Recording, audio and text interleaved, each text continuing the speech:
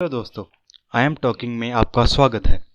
यह बात लोग प्रसिद्ध है कि ज़्यादातर अरब देशों की कमाई तेल और सोने से होती है। दुबई के लोग बिजनेस तो बहुत बढ़िया तरीके से करते ही हैं, और तो और यह लोग अपने शौक भी दिल खोल कर पूरे करते हैं। अगर आप भी किसी चीज़ पर अच्छी जानकारी रखने का शौक रखते हैं तो हमारा चैनल ज़रूर सब्सक्राइब कीजिए। हमारे साथ इस वीडियो के एंड तक बने रहिएगा। हमें आशा है कि आप आज ज़रूर कुछ नया सीख कर जाएंगे, क्योंकि दुबई एक बिजनेस ओरिएंटेड कंट्री है और यहाँ पर बहुत सारे महंगे होटल आम ही देखने को मिल जाते हैं। यहाँ के लोगों के पास बेअंत पैसा है और इसी के साथ साथ सोना भी इतना है कि अगर भारत का आम नागरिक कुआं भरने लग जाए तो वह भी कम पड़ जाए। यह सिर्फ दुबई के रहने वाले लोग ही नहीं, जो लोग दूसरे देशों से वहां पर जॉब करने के लिए जाते हैं वह भी सोने के शौकीन बनने से खुद को रोक नहीं पाते। यहाँ पर सोना तो ऐसे बिकता है जैसे भारत की किसी सब्जी मंडी में सब्जी, क्योंकि भारत और दुबई का कल्चर बहुत अलग है। तो वहाँ पर आपको भारत जैसी दुकानें शायद देखने को नहीं मिलेंगी,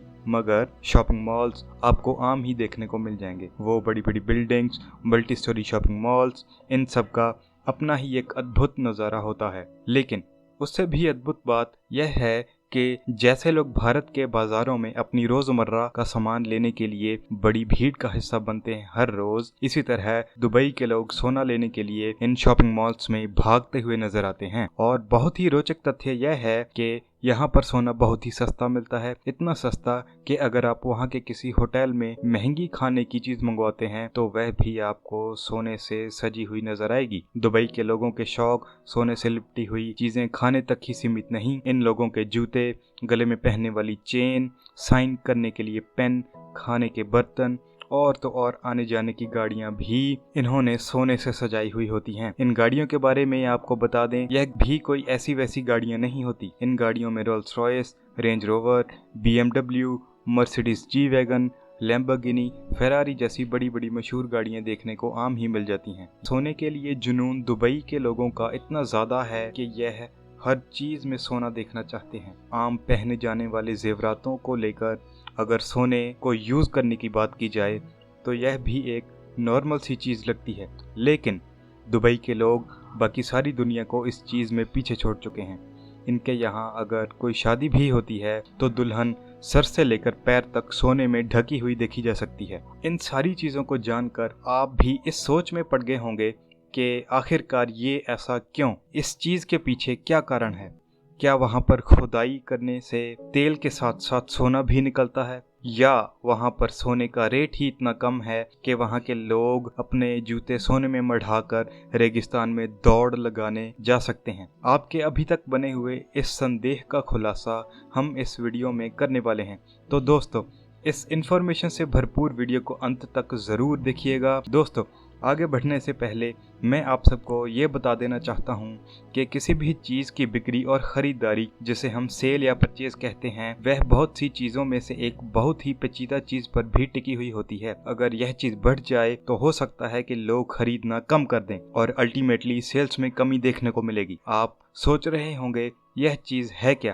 तो दोस्तों, इस चीज़ का नाम है टैक्स। इसी टैक्स की अगर हम दुबई को लेकर बात करें तो दुबई को एक टैक्स हेवन कंट्री भी बोला जाता है, क्योंकि यहाँ पर capital tax, inheritance tax, state tax और तो और इनकम टैक्स भी नहीं लगता। इसी की वजह से दुबई एक टैक्स हेवन बन जाता है। तो वापस हम सोने पर आते हैं। सोने की बिक्री के ऊपर दुबई की सरकार सिर्फ 5% टैक्स लगाती है, वह भी वैट के रूप में, जिसे हम वैल्यू एडेड टैक्स कहते हैं। आपको यह भी बता दें कि भारत में सिर्फ 10 ग्राम सोने की कीमत करीब 50 से 55 हजार से लेकर 1 लाख रुपए के बीच में रेंज करती है। तो वहीं दुबई में 10 ग्राम सोना 40 हजार रुपए के करीब आज के वक्त में बिक रहा है। आपके मन में से इस बात की शंका अभी तक नहीं निकली होगी कि व्यापार तो सोने का जोरों शोरों से हो रहा है, मगर यह दुबई में आता कहां से है? क्या दुबई के बंजर रेगिस्तान में अनलिमिटेड सोना उपजने वाला कोई बाग है? क्या वहाँ पर सोने की बारिश होती है, या सोना दूसरे देशों से चोरी करके वहाँ लाया जाता है, जिसे हम स्मगलिंग भी कह सकते हैं? आखिरकार दुबई में इतना सोने की